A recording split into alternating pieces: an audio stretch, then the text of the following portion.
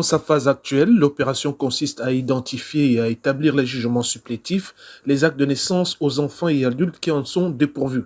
Au niveau des mairies d'arrondissement de Libreville, le décor est planté avec en toile de fond la procédure à suivre. Edith Blanche-Poity supervise la confection des dossiers d'usagers. Vous avez cette liste-là qui passe.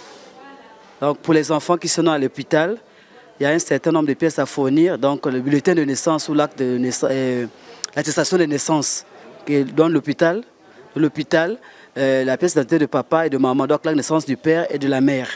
Pour les enfants qui sont à l'hôpital.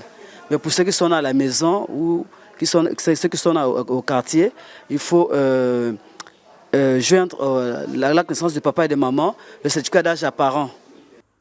Le gouvernement et le Fonds des Nations Unies pour l'enfance veulent en finir avec le phénomène d'apatridie. Il s'agit ici des personnes ayant un statut non conforme aux droits humains.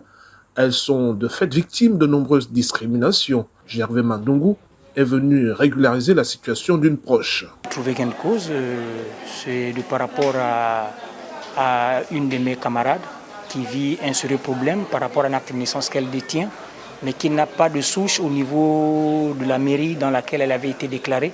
Malheureusement, ce n'est même pas la même mairie dans laquelle elle a été déclarée. Elle a été déclarée au 3e arrondissement où on a retrouvé les archives qui n'ont jamais été remplies. Toutes les copies d'acte de naissance sont vierges.